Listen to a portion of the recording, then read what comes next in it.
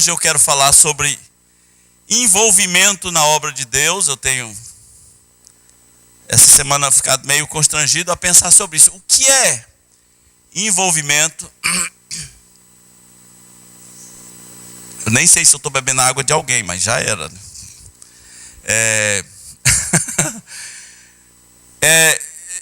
Envolvimento na obra de Deus. O que é? Você se considera uma pessoa envolvida na obra de Deus? Eu temo que a maioria das pessoas não faça a menor ideia do que significa ser envolvido com a obra.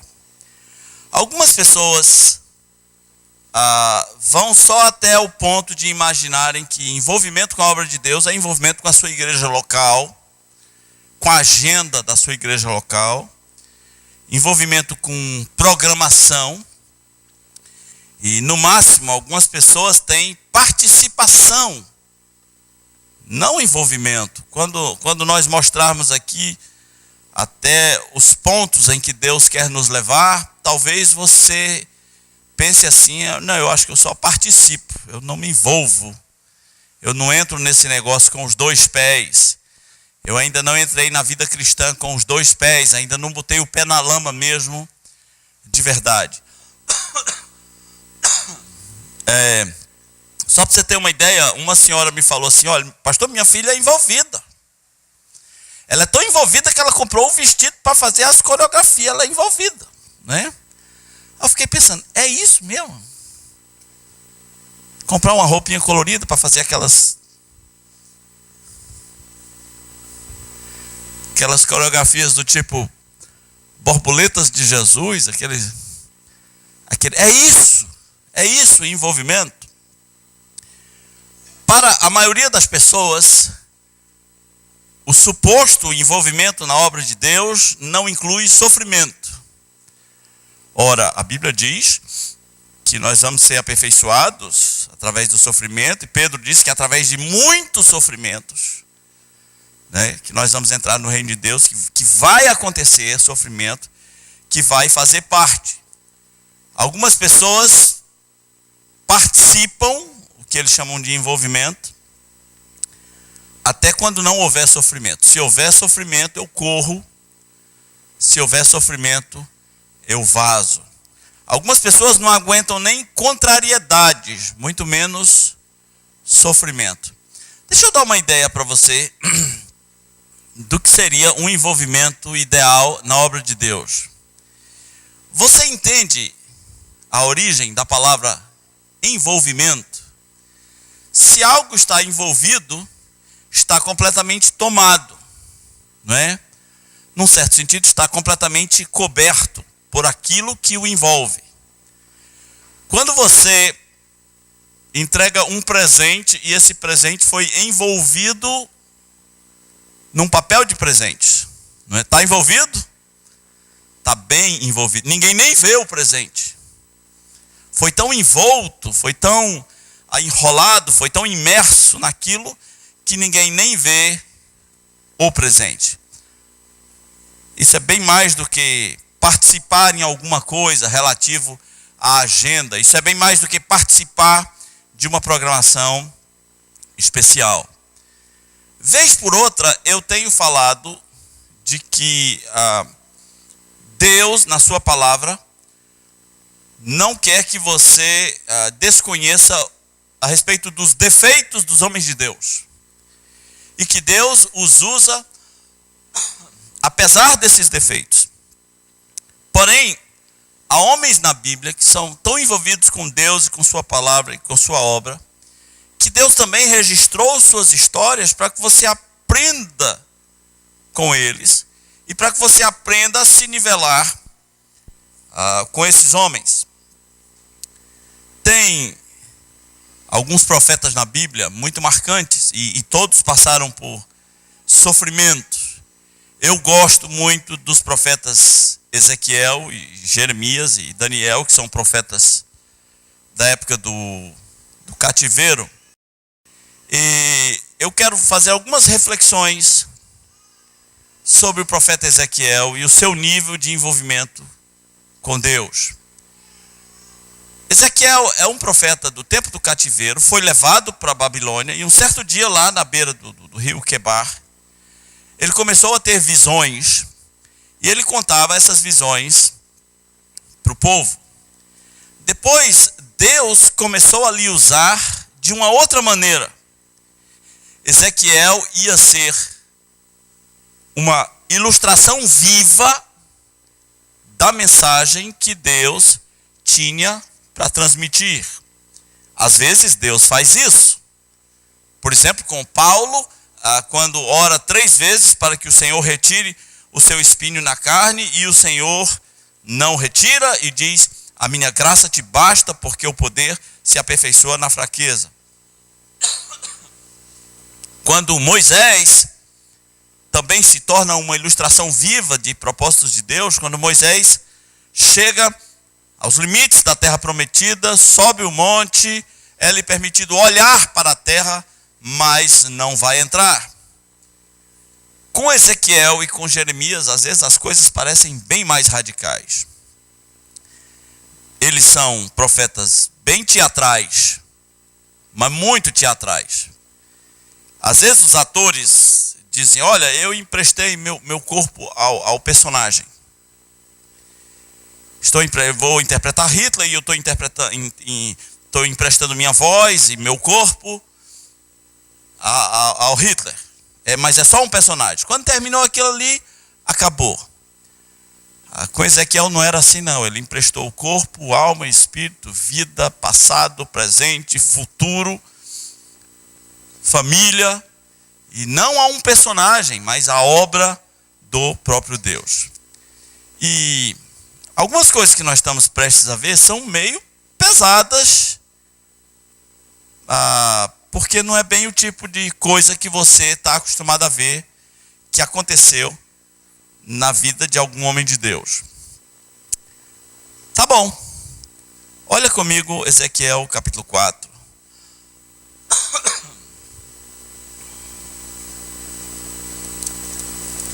Ezequiel capítulo 4. Deus disse assim: tu, filho do homem, toma um tijolo. Começou estranho, né? Pega um tijolo e põe-no diante de ti e grava nele a cidade de Jerusalém. Então, é para pegar um tijolo e fazer um desenho. Desenho da cidade de Jerusalém. Eu imagino que não fosse um tijolo muito pequeno. Imagino que fosse um tijolão. Põe cerco contra ela e edifica contra ela fortificações e levanta contra ela tranqueiras e põe contra ela arraiais e aríates em redor. Eu acho que tudo isso ainda é o desenho no tijolo. Ele vai desenhar Jerusalém sendo invadida. Exércitos estão chegando para Jerusalém. Deus mandou incluir nessa gravura aríates. Se você não sabe o que é um aríate, o aríate é aquela castanheira enorme que os exércitos usam para arrebentar o portão do exército inimigo, não é? Em inglês eles chamam de cabeça de touro, porque os povos antigos tinham cabeça de touro, não, cabeça de carneiro. Os povos antigos tinham nesse pau uma cabeça de carneiro na ponta com dois chifres. Aí Deus diz: coloque aí os aríates e toma também uma assadeira de ferro. Agora começou a complicar. Tem um tijolo e tem uma assadeira. E põe-na por muro de ferro entre ti e a cidade. Vamos pensar uma grelha gigante de churrasco. E aí Ezequiel vai colocar essa grelha entre ele e a cidade. Dirige para ela o rosto, e assim será cercada, e a cercarás. Isso servirá de sinal para a casa de Israel. É estranho, faz o desenho no tijolo, pega a grade, vai lá, de frente da cidade. Isso aqui era o que a gente podia chamar, tecnicamente, de um ato profético. Não é? Esse sim é um verdadeiro ato profético. E tudo que vai ser dito vai acontecer. Ele vai apontar para a cidade, vai dizer, olha, isso vai ser destruído, vocês não se arrependeram dos seus pecados. O rei da Babilônia está vindo, vocês não querem o Senhor. Arrependam-se, arrependam-se, mas vocês não querem se arrepender. Aí você pode pensar assim, está meio estranho, está espalhafatoso, está teatral, mas vai piorar. Porque agora o profeta vai para um nível de envolvimento jamais visto. Olha o versículo 4. Deita-te também sobre o teu lado esquerdo. Já imaginou isso? Vai ficar deitado de banda, lado esquerdo. E põe iniquidade da casa de Israel sobre ele. Conforme o número dos dias que te deitares sobre ele, levarás sobre ti a iniquidade. Porque eu te dei os anos da sua iniquidade, segundo o número de dias, 390 dias, e levarás sobre ti a iniquidade da casa de Israel. Tá estranho? Vai passar 390 dias deitando sobre o lado esquerdo. Isso é o lado esquerdo. Ainda vai piorar um pouco, tá? Ainda vai piorar um pouco. Simbolizando o castigo, né, de Israel. Agora, versículo 6. Quando tiveres cumprido estes dias, deitar-te-ás sobre o lado direito. Ah, meu pai. Você consegue imaginar? Completou, agora começa tudo de novo, mas do outro lado. Quantos dias eram? 390? Vezes 2? 780. 780, né? 780 dividido por 360, 2 anos e 60 dias. Ups! Quando tiveres cumprido esses dias, deitar-te-ás sobre o teu lado direito, e levarás sobre ti a iniquidade da casa de Judá. 40 dias te dei, cada dia por 1 ano. Voltarás, pois, o rosto para o cerco de Jerusalém, e com o teu braço descoberto, e profetizarás contra ela. Eis que te prenderei com cordas, e assim não te voltarás de um lado para o outro. Vai piorando, né? Até que cumpras os dias do teu cerco. Então, nós temos uma pequena demonstração de um ato profético sobre o que vai acontecer com Jerusalém. Agora sim, quantos de vocês estão achando isso aqui tarefa fácil? Tá fácil isso aqui, não? Vamos mais para a missão do profeta, um pouco mais além. Toma trigo e cevada, favas e lentilhas, aveia e centeio, mete-os numa vasilha e faze deles pão, segundo o número dos dias que te deitares sobre o teu lado. 390 dias comerás dele. A tua comida será por peso de 20 ciclos por dia. De tempo em tempo comerás. Também beberás água por medida, e a sexta parte de um hin, de tempo em tempo beberás. Está começando a piorar. Agora tem racionamento de água. Eu que bebo muita água, né? Eu bebo tanta água, e como eu bebo café, então essa água tem que sair, porque o café é diurético. Quando eu vou ao centro da cidade, eu marco onde é que estão os banheiros, assim.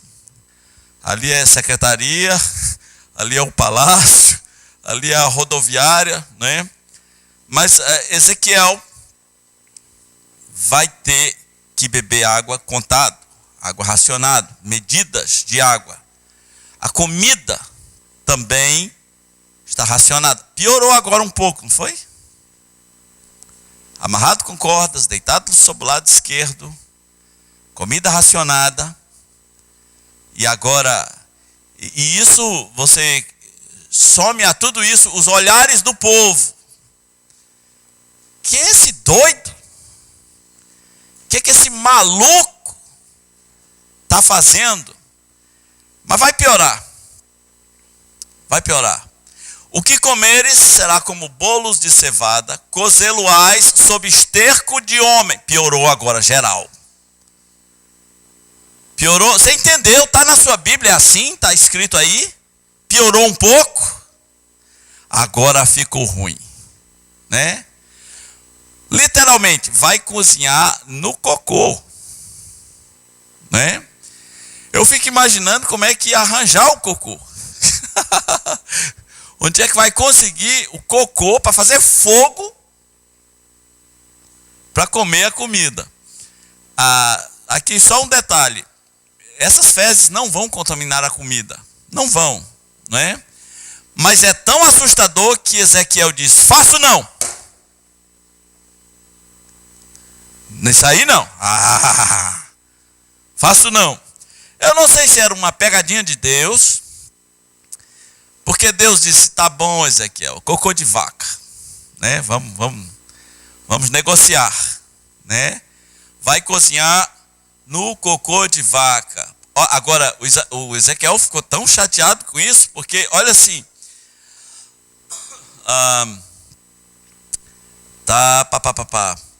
versículo 12, o que comeres será como bolo de cevada, cozê-lo-ás sob esterco humano, à vista de todo o povo. Disse o Senhor, assim comerão os filhos de Israel o seu pão imundo entre as nações, para onde os lançarei. É porque Deus está escolhendo o cocô humano como lenha. E eu acho que devia ser um cocô duro, né? Um cocô seco, né? Eu não posso fugir do que está dito. O livro de Ezequiel tem coisas tão pesadas que alguém já chamou isso de palavrões do Espírito Santo. Algumas coisas são bem barra pesada.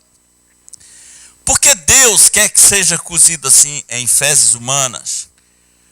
Porque a cena, a ilustração, o horror da ilustração é proporcional à decadência do povo. É proporcional ao pecado do povo. Todo tipo de pecado estava acontecendo. Leia Ezequiel 8, você vai ficar horrorizado. Eles já tinham abandonado Deus, eles já estavam envolvidos com sacrifícios de deuses estranhos, com sacrifícios de filhos ao deus Moloque, eles estavam envolvidos com tudo que é porcaria. Então, o cozimento em fezes humanas é só para ilustrar o nível de decadência a que o povo chegou.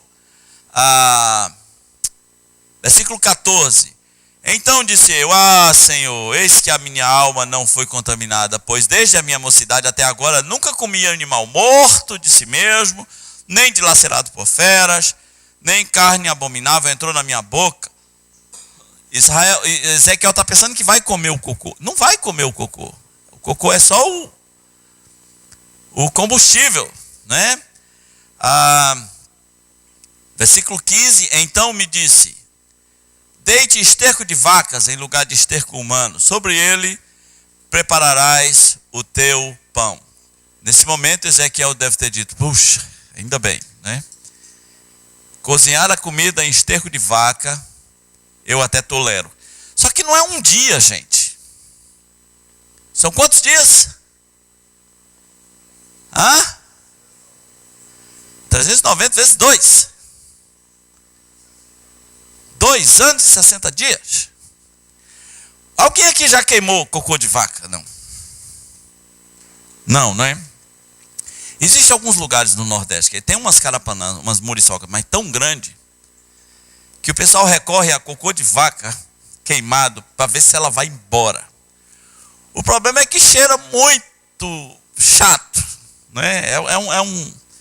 Imagina, eu me lembro de pessoas com bacias enormes, cheias de esterco de vaca seco, tocando fogo para ver se as muriçocas iam embora. Agora imagina fazer isso mais de 2 anos. Mais de 2 anos. Mas continua. Disse-me ainda: filho do homem, eis que tirarei o sustento do pão de Jerusalém. Comerão pão por peso, e com ansiedade beberão água por medida e por espanto, porque lhe faltará pão, água, espantar-se-ão uns com os outros, e se consumirão nas suas iniquidades. Então, por que a comida racionada? Porque é uma profecia. Está dizendo o que vai acontecer com Israel. Porque a aliança era, se Israel abandonasse o seu Deus, seria espalhado entre as nações. E como assim se fez, né? Então na Babilônia eles vão passar 70 anos comendo limitadamente, né? Com poucos recursos. Essa era uma profecia de Ezequiel. Vamos para capítulo 12. Você achou pesado essa tarefa aí? Não. Achou?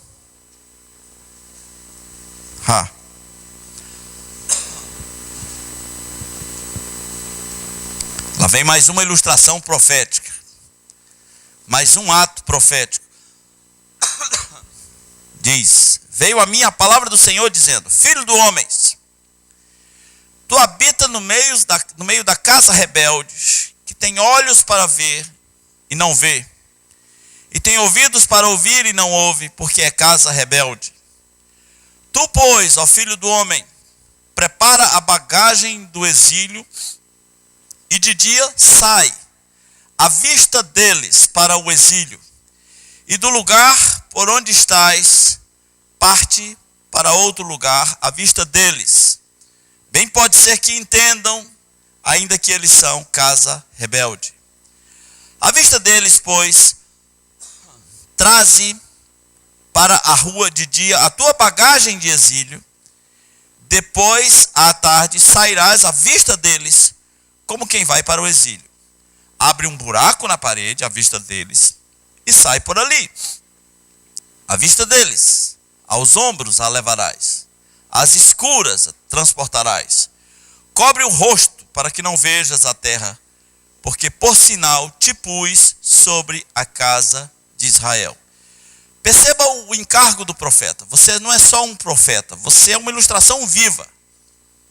Eu coloquei você como um sinal sobre a casa de Israel. Agora, por quê? Qual é o significado agora desse ato profético? Todo mundo entendeu o que vai acontecer, né? Ele vai pegar a bagagem dele, e na vista de todo mundo, ele já é meio doido porque fez aqueles negócios lá de frente para a cidade. Agora ele vai pegar a bagagem dele, e à vista de todo mundo, ele vai saindo como se ele fosse embora. E ele vai furar um buraco no muro de Jerusalém. E ele vai tampar o rosto, porque não quer ver a terra de Israel. Isso aqui era uma profecia que mostrava que Israel ia para o exílio. Mas não só isso. É uma profecia também que está mostrando que o rei vai perder os 2 olhos. O rei Joaquim, que vai tentar fugir, mas vai ser capturado pela Babilônia. E vão furar os 2 olhos dele. Isso aconteceu realmente 5 anos depois. Versículo 7. Como me ordenou o Senhor, assim eu fiz. De dia levei para fora a minha bagagem de exílio, e então à tarde, com as mãos, abri para mim um buraco na parede, às escuras, e saí. Aos ombros transportei a bagagem à vista deles. Pela manhã, veio a mim a palavra do Senhor, dizendo: filho do homem,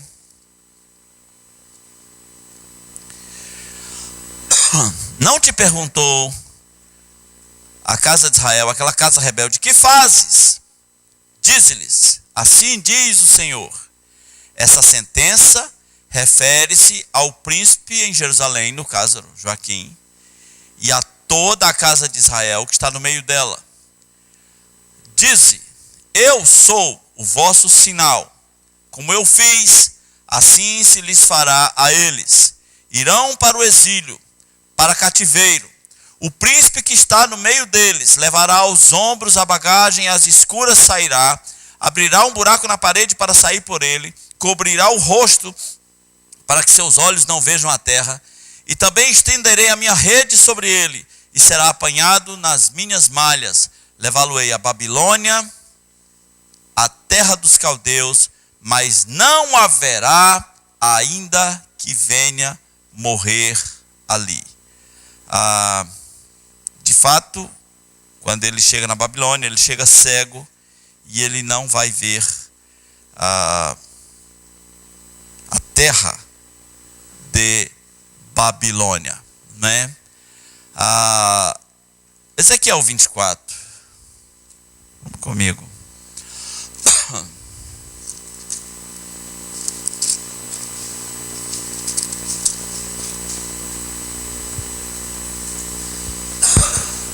A última ilustração vai ser bem pesada para o profeta suportar, mas ele vai ter que suportar. Antes dela vem a ilustração da panela. A panela é mais ou menos simples. Diz assim: veio a mim a palavra do Senhor em o 9º ano, em 10º mês, aos 10 dias do mês, dizendo: filho do homem, escreve o nome deste dia, deste mesmo dia, porque o rei da Babilônia se atira contra Jerusalém neste dia. Propõe uma parábola à casa rebelde e diz-lhes: assim diz o Senhor Deus, põe lume à panela, põe-na e deita-lhe água dentro, e ajunta nela pedaços de carne. Vai rolar um cozidão aqui, tá? Essa ilustração é boa. Um cozidão. Pedaços de carne, todos os bons pedaços, as coxas, as espáduas. Tem algum açougueiro aí, não? Sabe que parte do boi é a espádua? Enche-a de ossos escolhidos. Pega do melhor do rebanho e empilha lenha. Agora é com lenha. Tá melhor. Debaixo dela, faze-a ferver bem, e cozam-se dentro dela os ossos. Porquanto assim diz o Senhor: ai da cidade sanguinária, panela cheia de ferrugem, ferrugem que não foi tirada dela. Tira de dentro a carne, pedaço por pedaço, sem escolha, porque a culpa de sangue está no meio dela. Derramou sobre penha descalvada e não sobre a terra, para cobrir com o pó, para fazer subir a indignação, para tomar vingança. Eu pus o seu sangue numa penha descalvada, para que não seja coberto. Portanto, assim diz o Senhor: ai da cidade sanguinária, eu farei uma pilha grande, amontoa muita lenha, acende o fogo, cozinhe a carne, engrossa o caldo e ardam os ossos. Então aporás a panela vazia sobre as brasas, para que ela aqueça, e o seu cobre se torne candente. Funda-se a sua imundícia dentro dela, e se consuma a sua ferrugem. Trabalho inútil. Não sai dela a sua muita ferrugem, nem pelo fogo. Na tua imundícia está a luxúria, porque eu a quis purificar-te, e não te purificaste. Não serás nunca purificada da tua imundícia, até que eu tenha satisfeito o meu furor contra ti. Eu, o Senhor, disse: será assim, e eu o farei, e não tornarei atrás, não pouparei, nem me arrependerei. Segundo os teus caminhos e segundo os teus feitos serás julgada, diz o Senhor. Essa aqui até foi fácil, né? Faça um cozidão, né? Tira as partes, depois pega a panela, bota na brasa, né? Diga ao povo que a ferrugem não sai, assim é o pecado deles, assim é a imundícia deles. Ezequiel não devia ser um profeta muito popular. Porque hoje muita gente se diz profeta, mas só para bajular pessoas, né? Adoram profetizar coisas boas. Adoram dizer: eis que te digo paz e prosperidade sobre a tua casa, sobre sua família, e você será abençoado, e etc, e etc. Esse não é o tipo de profecia de Ezequiel. Ele diz o que tem que ser dito. Agora vamos para a última parte. Vamos ler, vê se você entende. Versículo 15. Veio a mim a palavra do Senhor dizendo: Filho do homem, eis que às súbitas tirarei a delícia dos teus olhos. Você sabe o que era a delícia dos olhos de Ezequiel? A esposa dele. Agora o profeta vai ser uma ilustração num nível que a gente não pode imaginar que seria possível suportar. Ela devia ser muito bonita, não é? E Deus diz: eu vou tirar rapidamente a delícia dos teus olhos. Só que tem um detalhe: você não vai chorar. Você não vai derramar uma lágrima. Olha o que diz aqui: mas não lamentarás, nem chorarás, nem te correrão as lágrimas. Geme em silêncio. Eita! Não faças lamentações pelos mortos. Prende o teu turbante, mete as suas sandálias nos pés. Não cubras os bigodes, não comam o pão que te mandam. Falei ao povo pela manhã, e à tarde morreu minha mulher. Na manhã seguinte, fiz segundo me havia mandado. Então disse o povo: não nos farás saber o que significa estas coisas que estás fazendo? A essa altura, cada passo de Ezequiel era monitorado.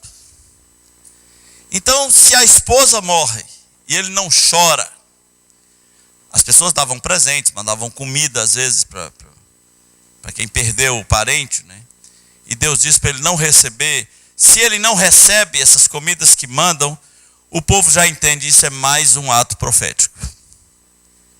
E o povo está todo perguntando qual é o significado disso.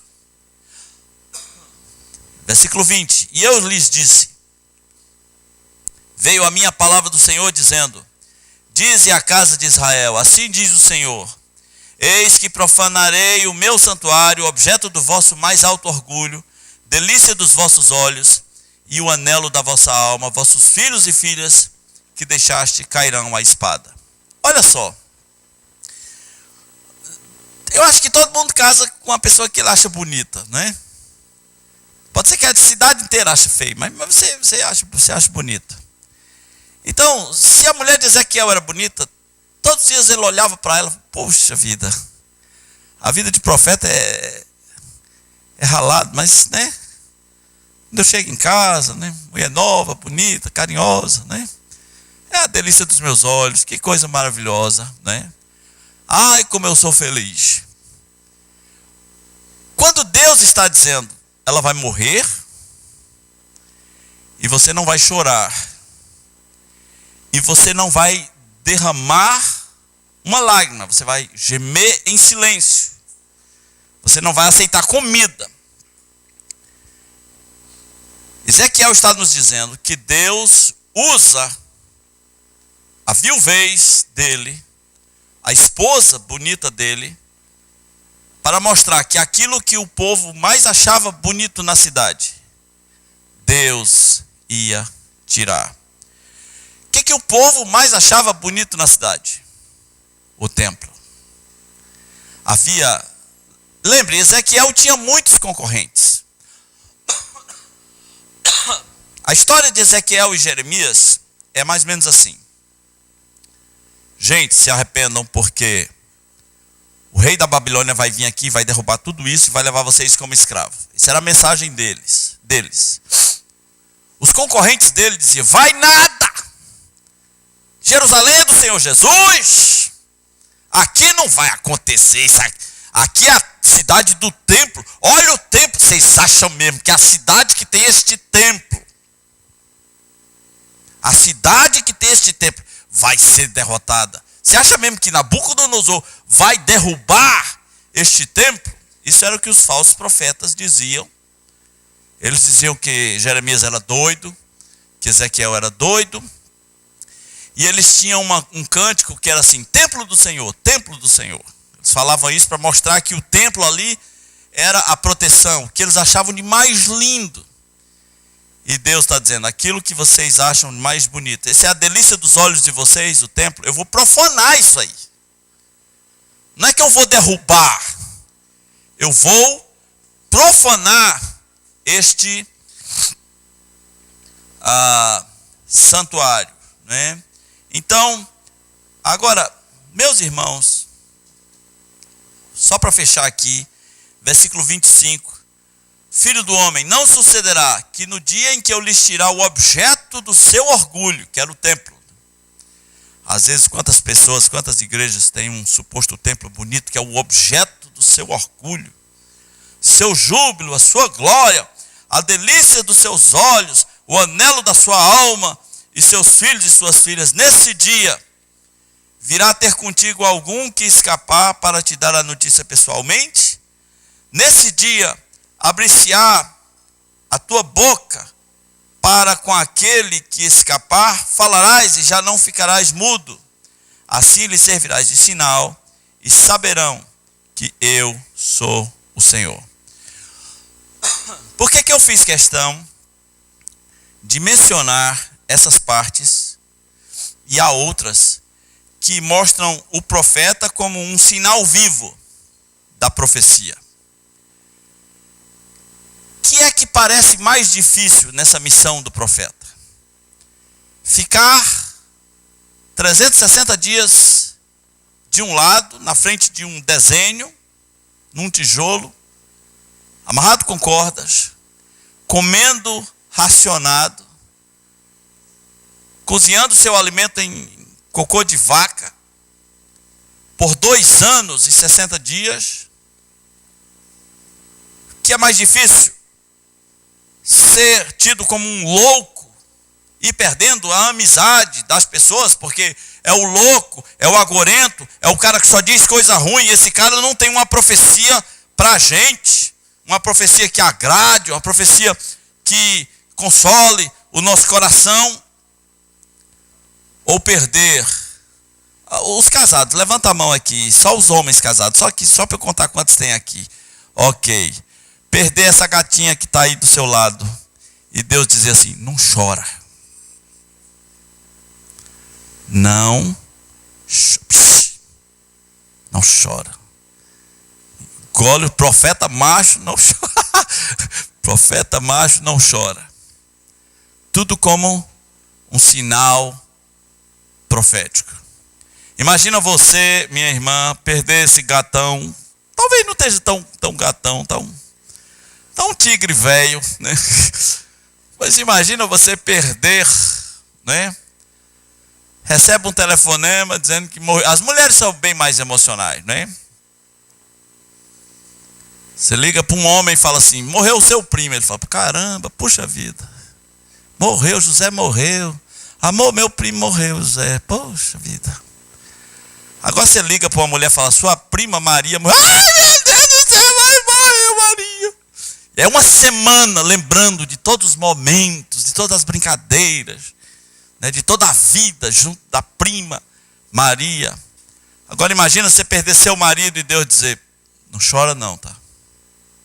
É um sinal profético. Você vai ter que ser profeta segurando a emoção. Eu não sei se Ezequiel fosse uma mulher, se ele... Será que ele aguentava? Será que ele aguentava? Por que eu estou falando dessas coisas, meus irmãos? Porque eu espero, que no mínimo você tenha mudado o seu conceito de envolvimento na obra de Deus. Isso aqui é envolvimento. Isso aqui é envolvimento. Com sofrimento, com vida, com família, com viúva, com filho, com dinheiro, com tempo. Isso aqui não é participaçãozinha, não. Não é migalhas de participação. Isso aqui é envolvimento. Quando o profeta é um sinal profético, a própria vida dele é uma ilustração viva da mensagem que Deus está dando. Agora compare isso com sua preguiça de vir para a igreja. Compare isso com a sua omissão em pregar o evangelho para as pessoas que você conhece. Compare isso com a sua omissão de ser um ofertante na casa de Deus. Compare isso com as vezes em que você é convidado para ajudar, para se envolver mais significativamente e mantém distância. Qual é mesmo o seu conceito de envolvimento? Eu sei que nós não fomos chamados para ser Ezequiel. Há situações na Bíblia que são casos únicos, que não vai mais se repetir, estão lá para uma ilustração, é meio como Abraão oferecendo o filho em sacrifício, não vai se repetir. Mas por outro lado mesmo, quais são nossos valores? Se um filho seu chega e diz: mamãe, pai, eu quero ser pastor, na linha de frente.